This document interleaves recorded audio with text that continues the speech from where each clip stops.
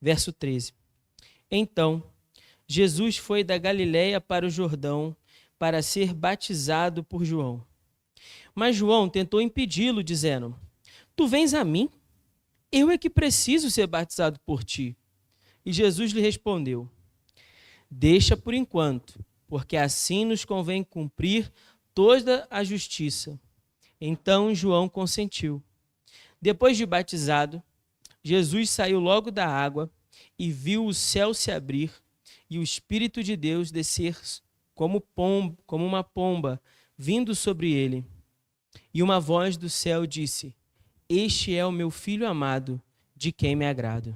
Mantenha sua Bíblia aberta, mas vamos orar novamente. Pai, muito obrigado, Senhor, por estarmos aqui nessa noite para louvar e engrandecer o teu santo nome.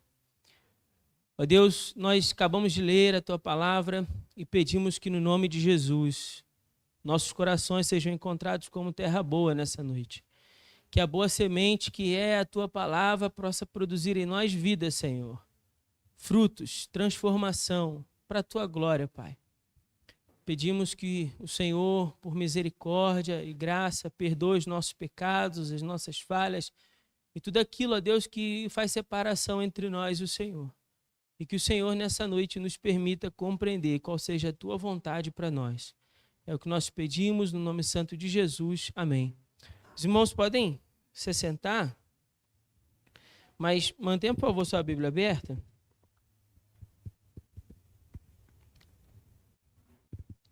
Tenho algumas coisas importantes que eu quero compartilhar com os irmãos à luz desse texto. Mas primeiro vamos entender um pouco, né, o contexto dessa passagem. O que diz o contexto dessa passagem? Nós acabamos de sair do capítulo 2 e entramos no capítulo 3. E às vezes quando a gente está lendo a Bíblia, né, você está lendo a Bíblia em casa, por exemplo, você começa a ler, você decide que vai começar a ler novamente ali o livro de Mateus, ou vai começar o Novo Testamento, você pega a Bíblia pelo livro de Mateus e aí você vem lendo Mateus capítulo 1, o capítulo 2, passa para o capítulo 3, e às vezes a gente não tem a percepção de quanto tempo passou de um acontecimento para o outro, né? E às vezes quando você está lendo a Bíblia, dá uma impressão de que os fatos foram ocorrendo assim, um atrás do outro, né?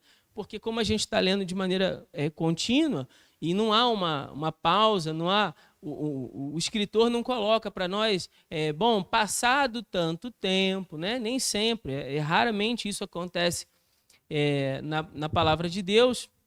A gente não tem essa impressão, essa percepção de quanto tempo se passou.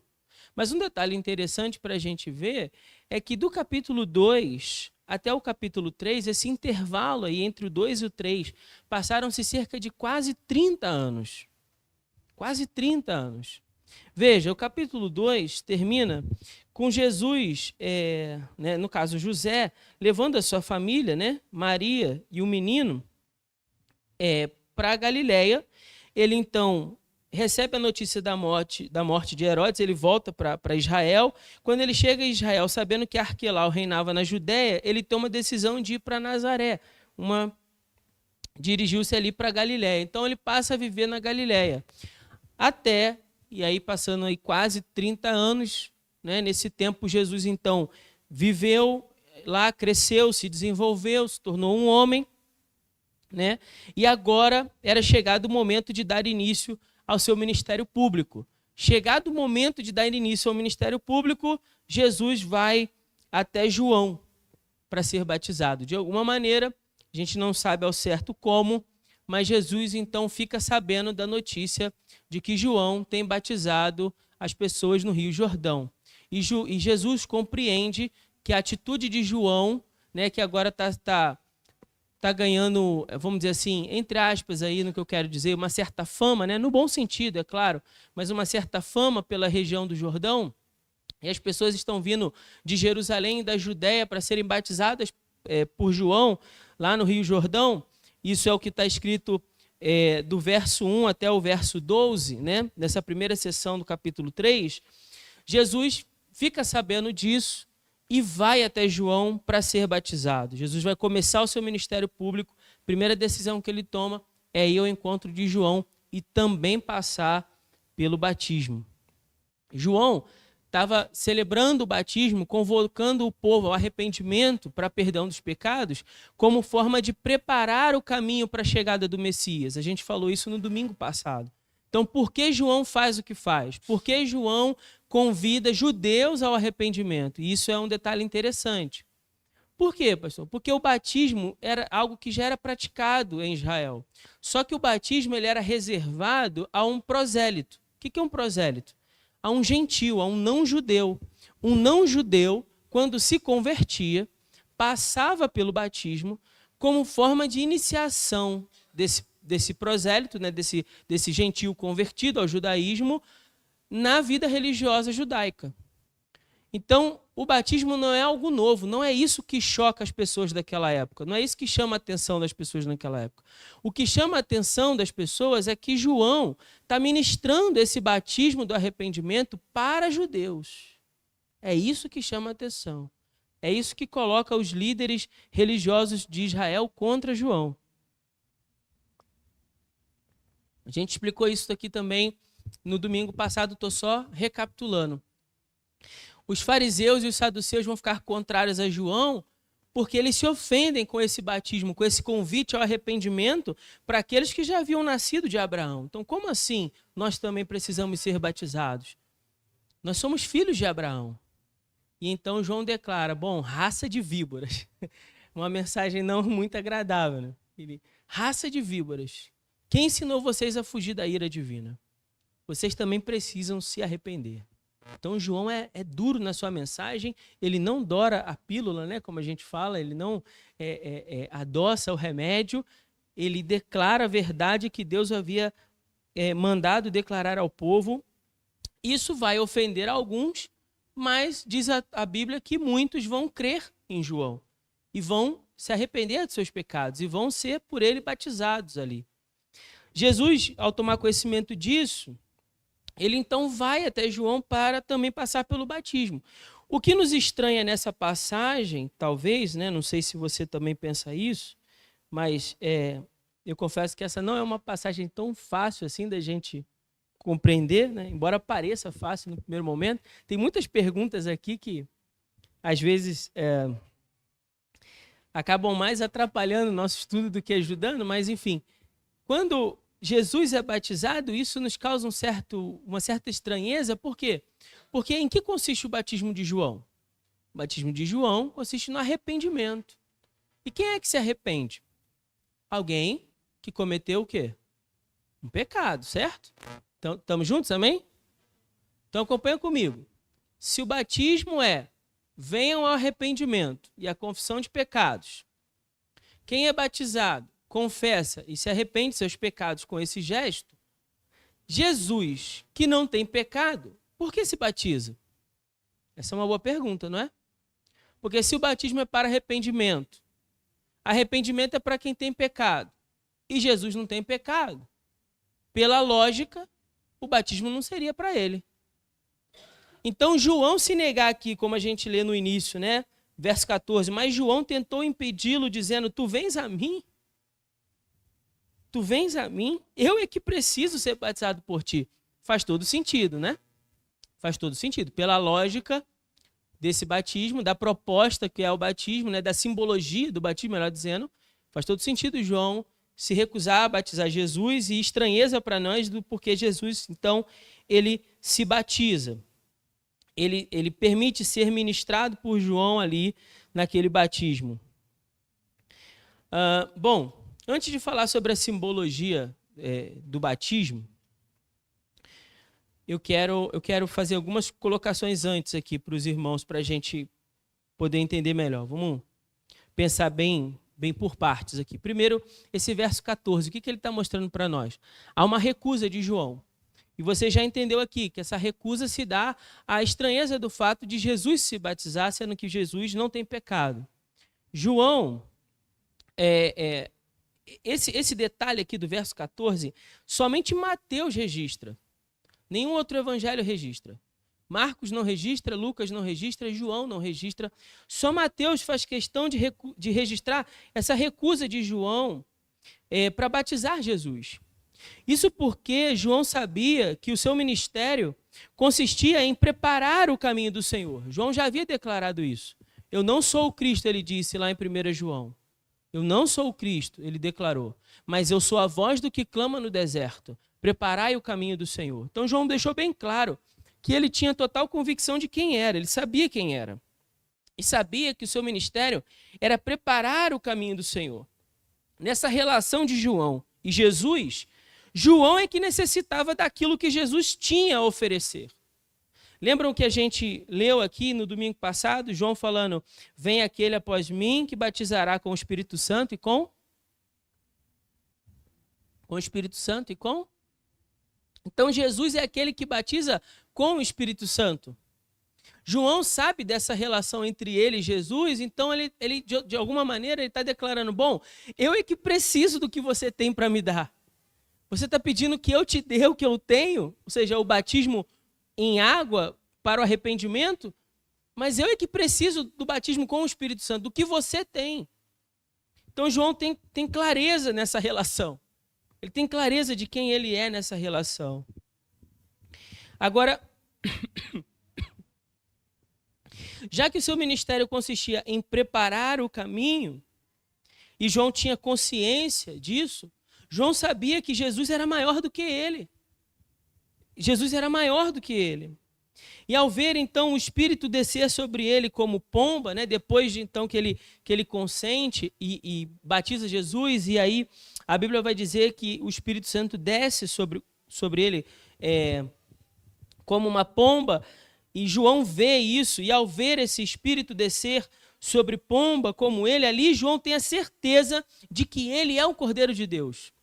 Isso talvez não fica muito claro à luz de Mateus, do registro de Mateus, mas quando nós vemos o registro de João, capítulo 1, verso 29 até o verso 34, isso fica mais claro. Vamos lá? Se você puder ir marca aí Mateus, porque depois a gente vai voltar. Vamos a João, capítulo 1.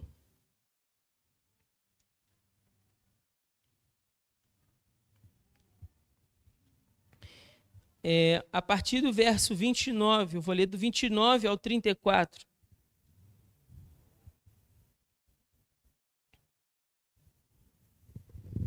Diz assim, João 1, 29, diz assim, no dia seguinte, João viu Jesus que vinha em sua direção e disse, este é o Cordeiro de Deus que tira o pecado do mundo. Essa é a afirmação de João, ainda Jesus a caminho. E aí ele diz, é sobre este que eu falei, depois de mim vem um homem que está acima de mim, porque ele já existia antes de mim, e eu não o conhecia, mas para que ele fosse manifestado a Israel, vim batizando com água. Vamos parar aqui só um momento para a gente fazer uma pausa aqui, dar uma respirada e pensar numa coisa. O que João acabou de dizer? Que Jesus veio antes ou depois dele? Agora, vamos fazer uma pergunta para quem lê Bíblia. Qual era o grau de parentesco de Jesus e João? Primos. Quando Maria vai visitar a mãe de João, ela já está grávida há quanto tempo? 6 meses. Então, quem nasceu antes? João ou Jesus? Quase que um trava-língua. João ou Jesus? João, certo? Mas olha o que João fez questão de registrar das palavras do testemunho de João Batista, dizendo, eu não o conhecia,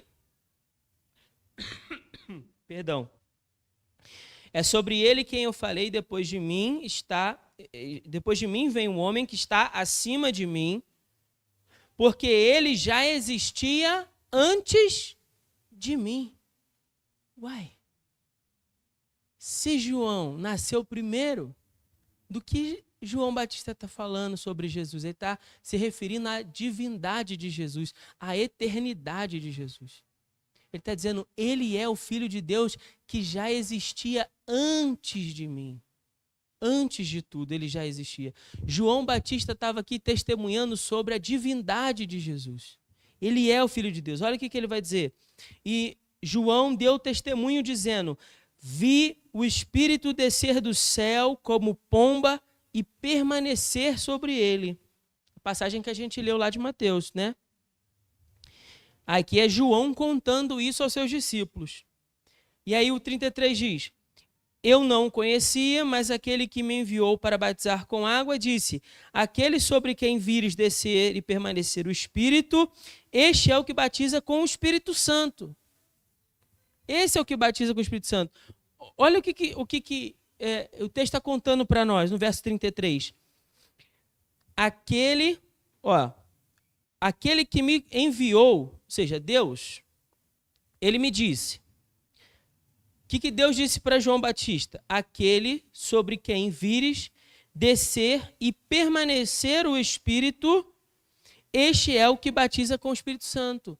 Então vamos voltar para Mateus e pensar naquele relato de Mateus. Mas deixa a Bíblia aqui em João por enquanto. Mas vamos pensar naquele relato de Mateus. Quando Jesus vem para ele se nega no primeiro momento a batizar, mas depois ele consente e batiza. Quando ele batiza, ele vê o céu aberto, o Espírito Santo descer sobre ele como pomba. Naquele momento, é isso que o autor está dizendo, naquele momento, então, João se lembrou do que Deus havia falado a ele. Entende? Então, aquele momento, quando João está lá e ele batizou Jesus, e agora ele está vendo como uma pomba descer sobre Jesus, o Espírito Santo descendo sobre Jesus, naquele momento é a confirmação para João. É a confirmação para João. Tanto é que depois ele vai dizer assim, ó, verso 34, eu mesmo vi, eu vi, e já vos dei testemunho de que este é quem? O Filho de Deus. Então, é como se, creio eu, o relato de Mateus aconteceu, posteriormente a isso, João passa então a falar do que aconteceu. João passa a testemunhar. Isso fica mais claro quando a gente vai para João capítulo 3. Mas não precisa ir para lá agora não. Só para você entender, isso fica mais claro lá. Quando João é questionado sobre o batismo de Jesus. Mas antes, ele já está contando para os seus discípulos de como foi aquela experiência. E é como se ele contasse, bom, naquele momento, em outras palavras, que o Espírito desceu sobre ele como uma pomba. Então eu me lembrei das palavras e compreendi, esse é o Filho de Deus. Mas não só porque Deus havia falado e confirmado isso ao coração dele. Também porque ele ouve um testemunho do céu. Nós lemos lá em Mateus, vamos voltar para Mateus. Nós lemos lá em Mateus, verso 17. E uma voz do céu disse, este é o meu Filho amado. Uma voz do céu disse. Então, João reluta, porque sabe quem é nessa relação, mas depois de consentir, ele muito se alegra, porque ele vê confirmada a mensagem de que Jesus de fato é o Filho de Deus e dá testemunho disso. Ele compreende, depois daquele acontecimento, que realmente Deus queria que aquilo acontecesse, que fosse daquela maneira. Depois, no verso 15, nós temos a identificação de Jesus com o seu povo. E essa é uma parte muito importante para você entender. Preste bem atenção, porque senão a gente não consegue compreender esse texto de verdade, assim.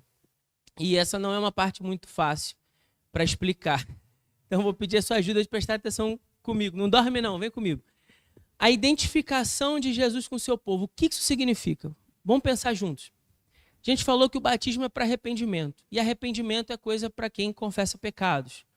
Quem confessa pecados é quem tem pecados. Só que Jesus não tem pecados.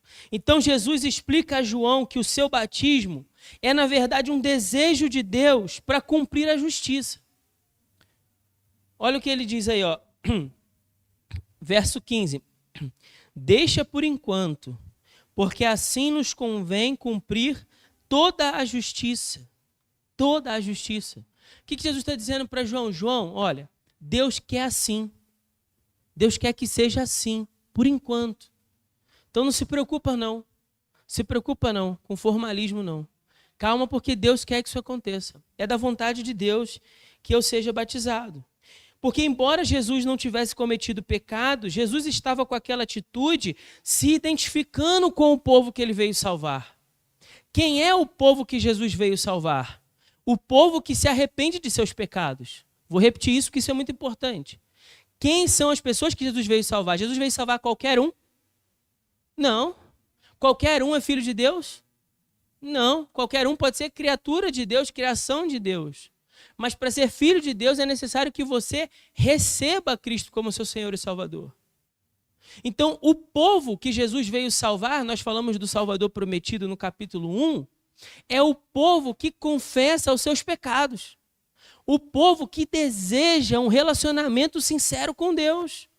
Então, o povo que é chamado ao arrependimento pela obra da pregação, vem a Cristo em confissão e arrependimento. E é esse o povo que Jesus morreu na cruz para salvar. São essas pessoas. Então veja, quando Jesus toma essa atitude, ele está se identificando com o povo que vai a João também para ser batizado. Ele está dizendo, olha, eu sou como um de vocês. Eu sou um homem como um de vocês. Serei batizado como um de vocês. Vou levar sobre mim toda a justiça, para que aí então eu possa oferecer a vocês o perdão dos pecados. É isso que Jesus está fazendo, isso é muito importante. Porque Jesus batizou, a gente aprende na classe de escola bíblica, novos convertidos, para dar o exemplo para nós também sermos batizados. Esse é o argumento que a gente aprendeu lá há um tempão, né? Você deve lembrar disso. Mas o ponto número 1 não é esse. O ponto número 1 é essa identificação de Jesus com o povo. Jesus deseja se identificar com as pessoas para as quais ele veio salvar, pelas quais ele veio morrer e se entregar naquela cruz. Os homens que vinham a João para serem batizados haviam cometido pecados contra Deus e por isso eles necessitavam do perdão. Jesus, porém, ao ser batizado, se identifica com o pecador para cumprir a justiça de Deus. Toda a justiça de Deus. E ao cumprir toda essa justiça, Jesus leva sobre ele todos os pecados da humanidade e, através do seu sacrifício, proporciona o perdão dos pecados. Então, veja, por isso era necessário que Jesus se batizasse. Para que Jesus tomasse o lugar como um de nós, se apresentasse a Deus em justiça e então se sacrificasse naquela cruz. Porque ele agora é um de nós. Deu para entender? Quando Cristo faz isso, se identifica como um de nós e se sacrifica, o seu sacrifício passa a valer por todos nós. É o que diz a Escritura. Que assim como a desobediência de um homem, Adão, que naquele momento representava todos nós, veio sobre nós o pecado e como consequência do pecado a morte, também pela obediência de um homem, Jesus, todos nós fomos salvos. Recebemos a herança do pecado em Adão, mas recebemos a herança da justificação por meio de Cristo Jesus. E isso só foi capaz porque Cristo se identificou conosco naquele dia. Ele assume o nosso lugar ali. Outra coisa que acontece naquele momento, diz o verso 16, que o Espírito Santo então desce sobre Jesus. Depois de ser batizado, Jesus saiu logo da água e viu o céu se abrir e o Espírito de Deus descer como pomba vindo sobre ele.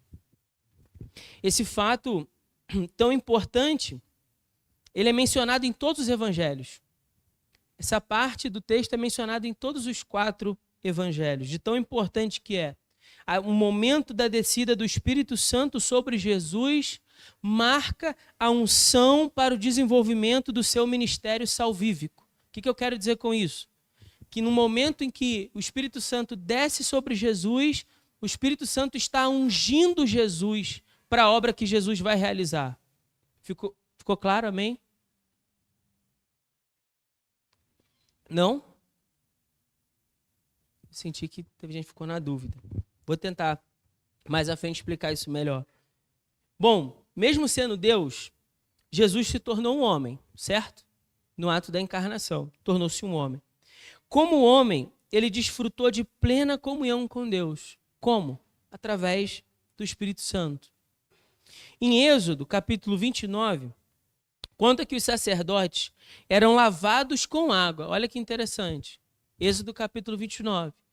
O autor vai narrar para nós. Os sacerdotes devem ser lavados com água e depois de lavados com água, eles são ungidos. Lavam-se com água.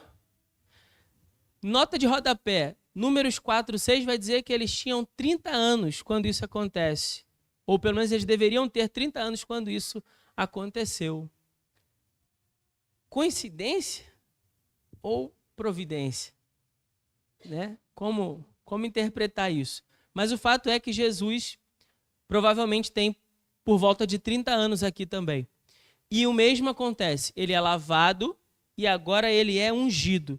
E assim os sacerdotes, depois de lavados e serem ungidos, eles iriam exercer o seu ofício e apresentar diante de Deus os sacrifícios pelo pecado do povo. Então, qual era o ofício do sacerdote? Ir diante de Deus, interceder em favor do seu povo. Quando esse povo pecava, o que o sacerdote deveria fazer? Ir diante de Deus e clamar por perdão em favor do seu povo, oferecer sacrifício em favor do seu povo. Do mesmo modo, Jesus é lavado, é ungido e agora ele vai apresentar um sacrifício, mas não é um sacrifício de um animal, é o sacrifício de si mesmo, um sacrifício perfeito pelos nossos pecados. Por isso que o autor de Hebreus vai dizer que Jesus é o nosso sumo sacerdote, é o nosso supremo sumo sacerdote. Por quê? Porque o sumo sacerdote apresentava um sacrifício a Deus em favor dos pecados do povo de Israel. Mas Jesus é ainda mais excelente. Porque Jesus não apresenta um animal, ele apresenta a si mesmo. E ele não apresenta um sacrifício só pelo povo de Israel. Ele apresenta um sacrifício por toda a humanidade. Por isso Jesus é o nosso sumo sacerdote. Por último, no verso 17, vai falar que Jesus é aprovado por Deus. Diz assim o texto: uma voz do céu disse: este é o meu filho amado. Este é o meu filho amado, de quem me agrado. Este é o meu filho amado, de quem me agrado. É a declaração do Pai vinda do céu após o batismo. É a aprovação. É o Pai aprovando a identificação de Jesus com o seu povo. A descida do Espírito Santo confirma como uma espécie de selo, né, de selo da sua aprovação divina. Então o Espírito Santo desce como selando aquilo e o Pai então declara: esse é o meu filho, ou seja, ele está aprovado. Eu me agrado nele, eu tenho prazer nele. E isso confirma essa aprovação divina também para João, que, como nós já lemos em João 1,34, vai declarar: pois eu de fato vi e tenho testificado que ele é Jesus, que ele é o Filho de Deus. João 1, verso 34, como nós já lemos. Então, nesse momento do verso 17, o Pai está aprovando Jesus. O Pai está declarando a sua aprovação sobre Jesus. Bom, eu quero explicar um pouco sobre essa simbologia toda do batismo e ainda tem alguns minutos, explicar também um pouco, algo um pouco mais difícil sobre a Trindade. A teologia bíblica desse texto aponta em duas direções. Uma direção é sobre a essência da simbologia do batismo. O que o batismo representa? Essa é a pergunta. O que o batismo representa? E a segunda pergunta é: como Deus pode ser um só Deus e ainda assim aparecer nesse texto manifesto em 3 pessoas? Essa é uma outra pergunta. E a gente precisa compreender isso aqui, mas vamos devagar. Primeiro, vamos entender, que eu acho que fica mais fácil, a simbologia do batismo. O que o batismo representa? Quando João estava lá, imagina João lá, e aí o José vindo ser batizado pelo João, ok? Vamos pegar um outro nome, né? Que não seja bíblico, o Alfredo. O Alfredo está vindo para ser batizado pelo João. E aí o João, então, o Alfredo declara que ele confessa os seus pecados, que ele está arrependido dos seus pecados e que ele deseja ter uma vida com Deus, certo? Então ele vem até João e João, então, imerge aquele homem nas águas. A imersão representa que aquele homem foi o quê? Morto. Ele está morto. As águas agora é como se fosse o seu sepultamento. Está sepultado ali. Então, quando aquele indivíduo sai da água, é como se ele houvesse o quê? Ressuscitado. E essa é uma declaração de que agora, depois disso, ele deseja viver uma nova vida. Então, morreu ali um homem. Morreu o velho Alfredo, digamos assim. E nasceu agora um novo Alfredo, para viver em comunhão com Deus. Então, essa é a simbologia do batismo. Morte, sepultamento, ressurreição. Morte, sepultamento, ressurreição. Vou repetir de novo, presta atenção. Morte, sepultamento, ressurreição. Morte, sepultamento, ressurreição, para viver uma nova vida. Quem foi que fez isso? Morte, sepultamento, ressurreição. Te lembra do quê? Jesus. Jesus. O batismo aponta para Jesus. Jesus é aquele que morre pelos pecados, é sepultado, mas ressuscitou para que nós então recebêssemos uma nova vida. O batismo aponta para Jesus. Olha que coisa maravilhosa. Nós não deveríamos, talvez, nos assustar tanto, nos admirar tanto que Jesus tenha começado o seu ministério pelo batismo.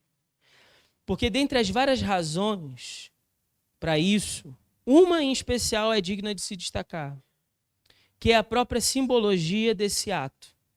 O batismo, em seu significado, representa essa morte e sepultamento, uma vez que o indivíduo é imerso ali nas águas, e a ressurreição para uma nova vida. E dessa maneira nós podemos compreender que toda essa simbologia que acontece no batismo, quando um pecador se arrepende de seus pecados e começa a sua caminhada em novidade de vida com Deus por meio de Jesus, ele está apontando para o que Jesus fez na cruz.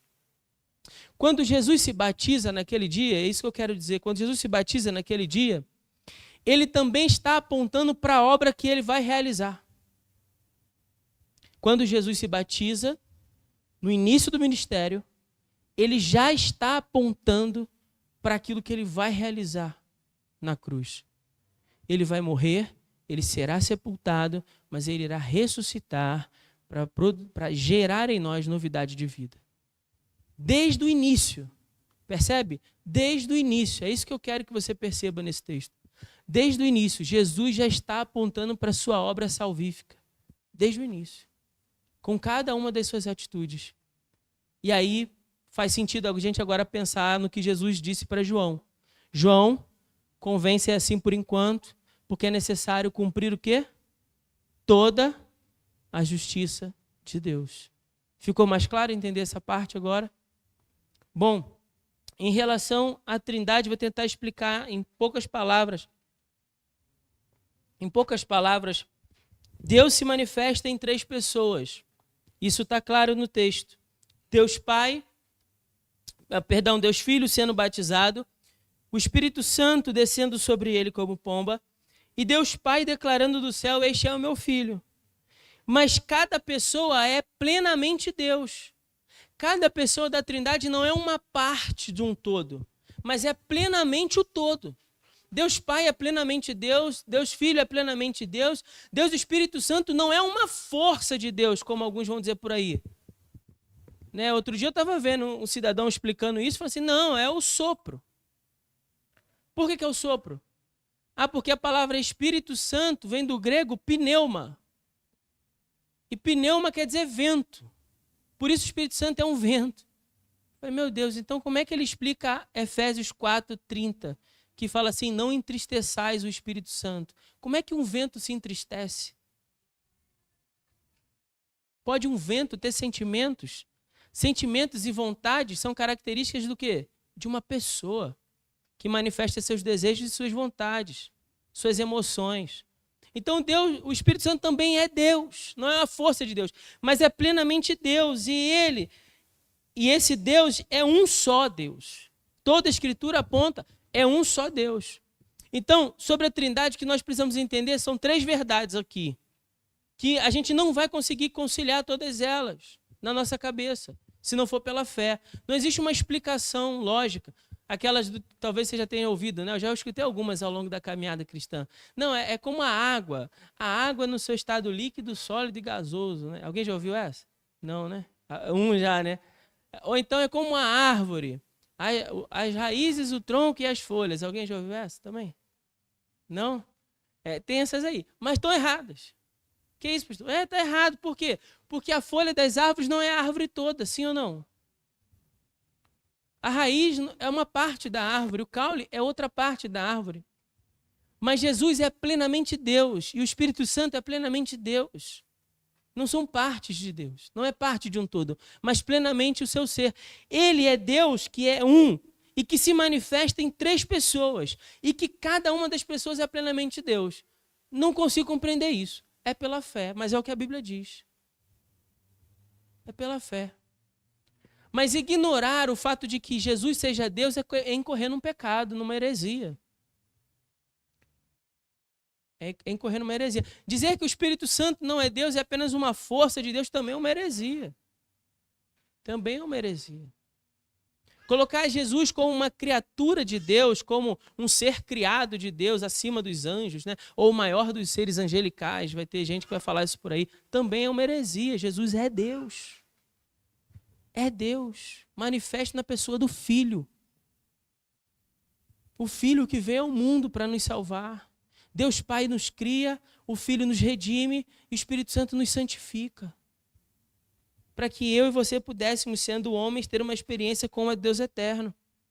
Bom, eu já estou terminando.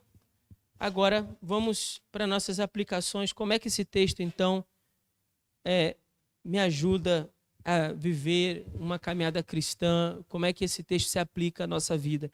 Eu quero propor aos irmãos duas visões de aplicação desse texto. A primeira delas é sobre o próprio ato de Jesus ser batizado e depois do porquê nós deveríamos ser batizados, para aqueles que ainda não são. Mas essa primeira é para todos nós, para todos nós. Veja, mesmo sendo Deus, Jesus se tornou um homem na encarnação, certo? E como homem, decidiu viver uma vida cheia do Espírito Santo para desfrutar de plena comunhão com Deus. Jesus é Deus, mas que encarnou em forma humana e não abriu mão de ter comunhão com Deus. Em toda a caminhada desde o início, Jesus desejou ter comunhão com Deus. A prova disso é que o Espírito Santo desce sobre ele. Agora, e nós? E nós que somos homens? Não deveríamos muito mais desejar nessa experiência humana da qual nós compartilhamos, desfrutar de comunhão com Deus? Se Jesus é Deus, que enquanto homem não abriu mão de ter comunhão com Deus, por que nós, sendo homens, também não desejamos ter comunhão com Deus? Por que nós abrimos mão de ter uma vida cheia do Espírito Santo? Veja, nem Jesus abriu mão. Entende o que eu quero dizer? Nem Jesus abriu mão de viver essa experiência humana longe da presença de Deus. Que dirá nós, irmãos? Você deveria se recusar a viver essa experiência humana longe da presença de Deus. Você deveria se recusar a isso. Não, eu quero ter uma vida cheia do Espírito Santo. Eu quero ter uma vida cheia de Deus. Eu quero viver toda a justiça de Deus. Eu quero viver todos os desígnios de Deus para a minha vida. Eu quero que esses desígnios se cumpram. Eu quero viver a totalidade do que Deus tem para mim. Esse deveria ser o nosso desejo, assim como foi o desejo de Jesus. E segundo, Jesus é um exemplo a ser seguido. Porque Deus deseja que nós sejamos transformados na imagem do seu Filho. Essas são as palavras do próprio Deus. Este é o meu Filho. Veja que Deus Pai não falou nisso nem a respeito de Adão.